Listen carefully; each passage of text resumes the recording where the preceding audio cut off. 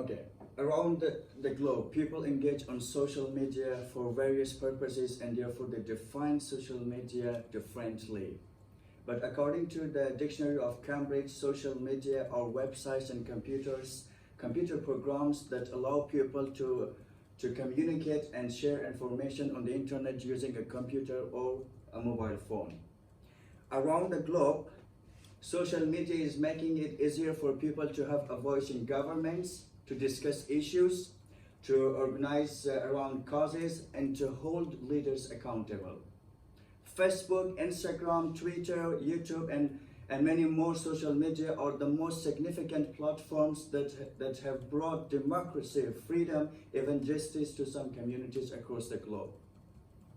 For instance, as recently as in 2011, social media played a critical role during the Arab Spring that allowed people to spread social awareness in places like North Africa and the Middle East, to fight against dictatorships, injustice, and corruption that resulted in the resignation of governments, regime changes, and democratic reforms. But we the people often forget or turn a blind eye towards the dark side of social media, that how it can affect our democracy and human behavior. Social media is no more politically independent and it corrupts our democracy. Social media is used in politics in order to manipulate people and turn them against each other, especially in the political spectrum. It has created echo chambers, a situation where people only see viewpoints they agree with. These all echo chambers on social media lead to political polarization and division.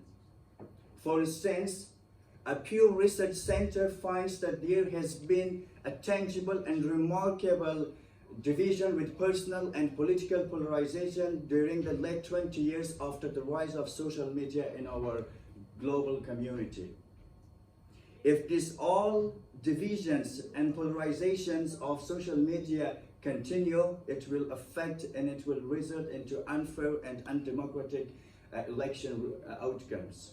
For instance, the US 2016 election, where the Russian actors created 80,000 posts that reached around 126 million Americans, that influenced a lot of Americans while they were supposed to choose their democratic president. And the same thing happened during the Brazil's presidential election.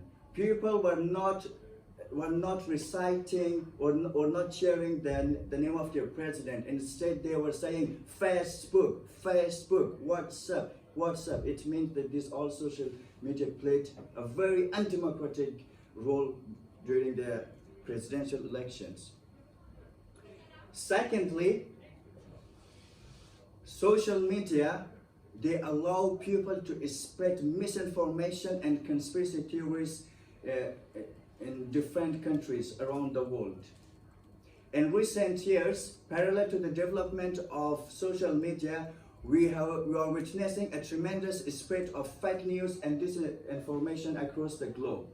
For instance, during the US presidential election, a conspiracy theory, Pizzagate, went viral across the globe and also in the US, that said that the Democratic Party politicians, they were involved with human trafficking and child sex. This conspiracy theory on social media affected millions of Americans during the election. Another conspiracy theory like Flat Earth is another threat that turned people against others, to make people believe in wrong theories. If such baseless conspiracy theories carry on to be spread on social media, I'm sure that they will definitely harm our global democracy by creating a lot of conflicts. Even they may lead to civil wars, as Kim Kendall, the director monetization of Facebook, claimed. Furthermore, social media control our psychology and human behavior. And our psychology is exposed to social media. This is fact. And I know that you all know this and you have experienced this. The tech companies, they are competing for our mental engagement and attention to keep us engaged on a screen for as long as possible. Our mental engagement and attention is the price and the product that they are looking for. The classic statement says, if you are not buying the product, then you are the product. It means that people often think that, oh, Facebook or Google, they are free for human use. But we do not realize that we are the people that we pay for the product, and we are the product. Social media are not tools, because tools wait for users patiently, but social media demand things from us. As Teresa Harris, the former Google ethics designer, said that we have moved from a tool-based technology environment to an addiction and manipulation-based technology environment.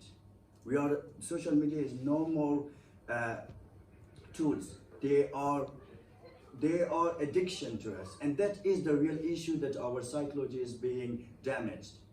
Ultimately, I want to leave some remarks.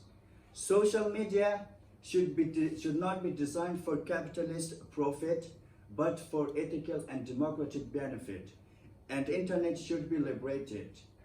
Social media should not be used for retaliation, but for reconciliation. Not for destruction, but for construction. Not for creating conspiracy, but for strengthening our democracy. And it is we, the people, who determine it. So please, choose wisely. Thank you all.